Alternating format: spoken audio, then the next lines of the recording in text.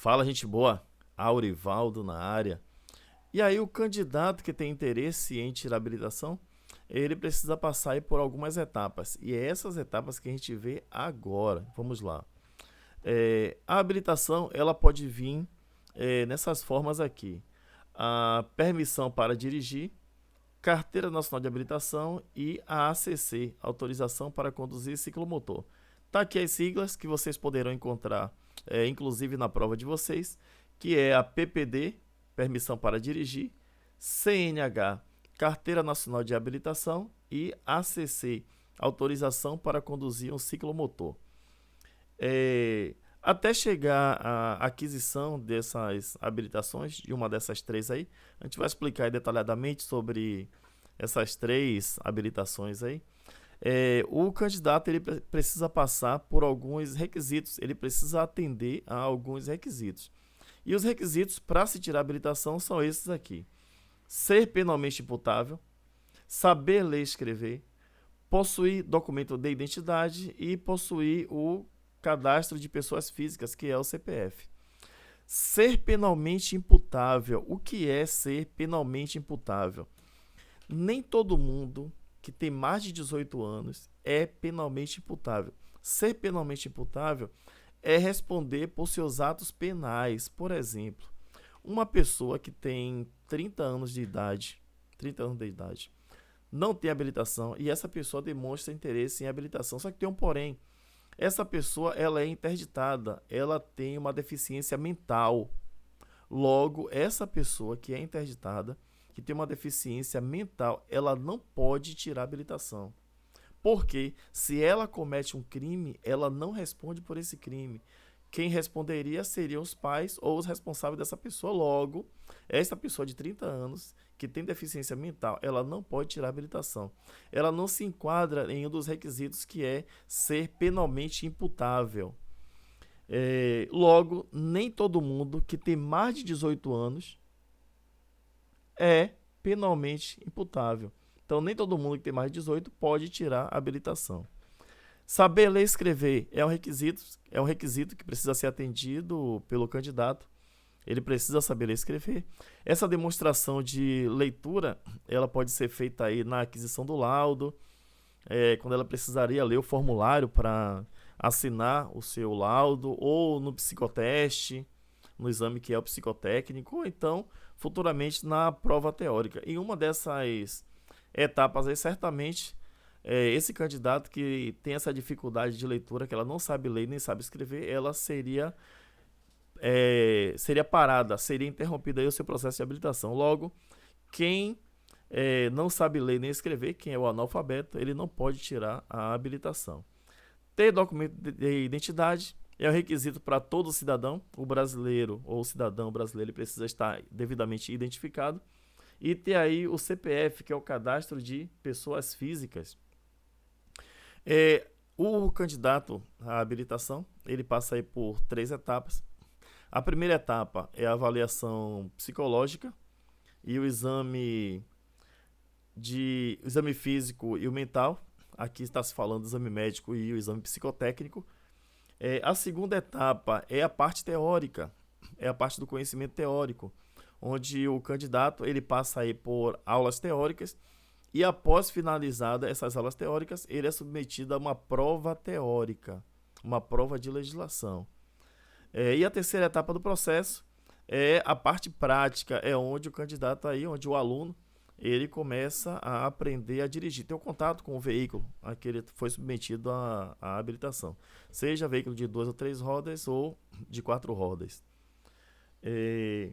Durante o processo teórico, esse que é a segunda etapa, esse candidato ele passa aí por aulas de legislação de trânsito, 18 horas aulas, aula de direção defensiva, 16 horas aulas, primeiros socorros, 4 horas aulas, meio ambiente e cidadania, 4 horas aulas e mecânica básica, 3 horas aulas, somando-se aí 45 horas de aula.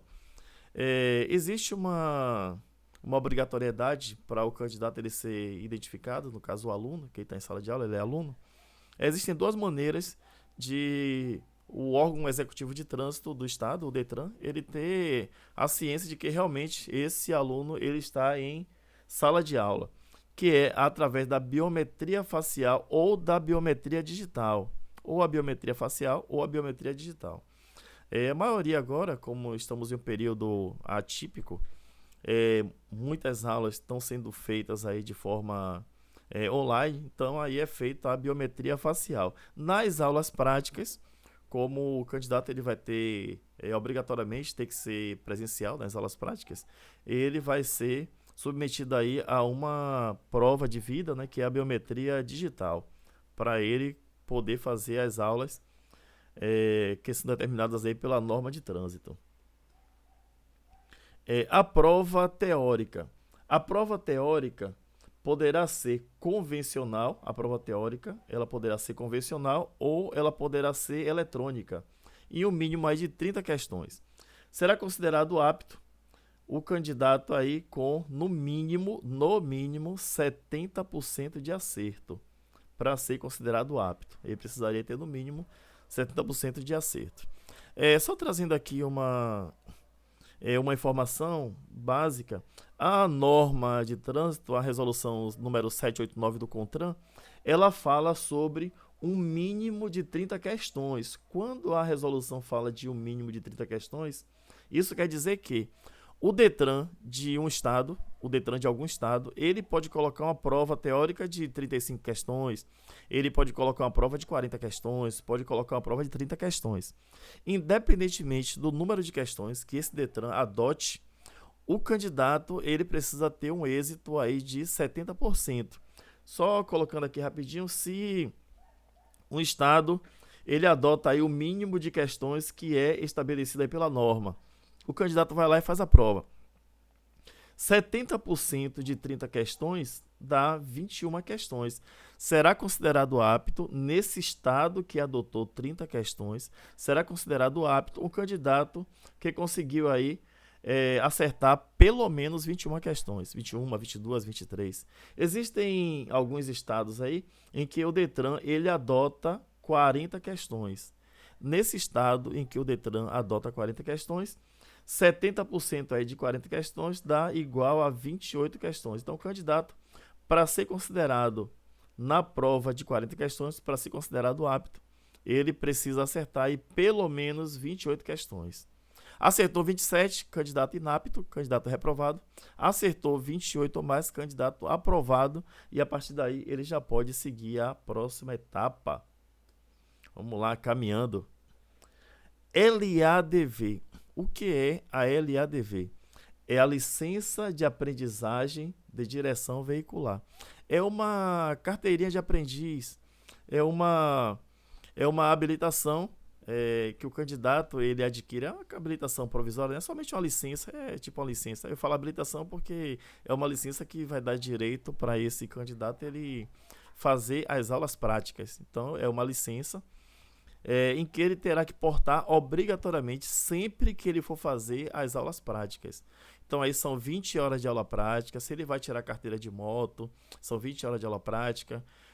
Se ele for fazer carteira de habilitação para carro, 20 horas de aula prática. Em todas as aulas tem que estar portando obrigatoriamente essa LADV. Ela é emitida pela autoescola, com autorização do Detran, e aí o candidato ele vai estar portando esta licença sempre que ele for tomar as aulas práticas. E tem aqui uma observação básica, atenção aí aos candidatos, aos alunos que vão estar aí na rua fazendo suas aulas práticas. A resolução do CONTRAN número 789, no seu artigo 8º e parágrafo 4º, ele fala assim, ó, no texto: o candidato que foi encontrado conduzindo o veículo em desacordo com o disposto nesta resolução terá a LADV suspensa pelo prazo de 6 meses. O candidato foi flagrado em uma fiscalização de trânsito, chegou lá, o instrutor foi identificado mediante o crachá ou qualquer outra forma de identificação do instrutor. Certamente o carro da autoescola vai estar plotado, que é obrigatório, mas o aluno que está no carro ou que está na moto tem que apresentar a LADV. Está tomando aula sem LADV, essa LADV ela fica suspensa aí por 6 meses. O aluno só pode voltar para a autoescola para continuar as aulas depois de 6 meses. O curso prático, no curso prático de habilitação, nós temos aí primeira habilitação. O candidato está tirando a primeira habilitação, nunca foi habilitado, está tirando uma carteira pela primeira vez. Ele vai ter que ser submetido aí a um curso prático para quem está tirando categoria A, que é a carteira de motocicleta. Curso prático aí de 20 horas de aula prática. E para quem está tirando carteira de carro, 20 horas de aula prática. Uma outra situação. Eu não tenho habilitação, nunca tirei habilitação, só que eu já aprendi no dia a dia, ilegalmente, eu aprendi a dirigir. E aprendi a dirigir no caminhão, aprendi a dirigir no ônibus. Eu quero tirar minha carteira de ônibus hoje. Isso não é possível. Categoria C, D e E não é possível de primeira. Tem que passar por um processo. Então, ponto de partida é categoria B de bola. Tirou a carteira B, aguarda os prazos, aí futuramente você poderá trocar de categoria. Adição ou mudança de categoria. A gente chama de troca de categoria ou mudança de categoria. Para quem já é habilitado na categoria A ou na categoria B e quer adicionar a categoria A ou categoria B, eu tenho carteira de carro, já dirijo carro, já tenho minha habilitação, já tenho 1 ano que dirijo, já tenho 6 meses que dirijo, já tenho 10 anos que dirijo carro. Eu resolvi comprar uma moto, eu quero adicionar a carteira de moto. Ótimo, procura a autoescola, faz o processo, laudo, exame médico, aulas práticas. 15 horas de aula prática para adicionar a carteira de moto. Eu já tenho moto, carteira de moto. Dirijo já há 5, 10 anos, 1 ano, 6 meses moto, já tenho minha habilitação. Quero adicionar carro, tranquilo, sem problema. 15 horas de aula prática num carro, exame de rua e pega lá sua carteira adicionada. Para troca de categoria, obrigatório aí 20 horas de aula. O simulador, existe um simulador prático e esse simulador ele deixou de ser obrigatório, até um tempo ele era obrigatório, não mais obrigatório. E o simulador ele é permitido na categoria B até 5 aulas. O candidato aí, o aluno que quer fazer as aulas, das 20 aulas que são obrigatórias, e ele gostaria de fazer dessas 20 horas, 5 aulas no simulador, primeiro ele faz as 5 horas de aula no simulador e depois ele passa para a prática veicular. Só salientando que o simulador ele é facultativo. O aluno aí ele faz as aulas se ele quiser. Caso contrário, ele pode fazer aí as 20 horas de aula prática no carro dele. Aquele abraço e até o próximo vídeo. Fui!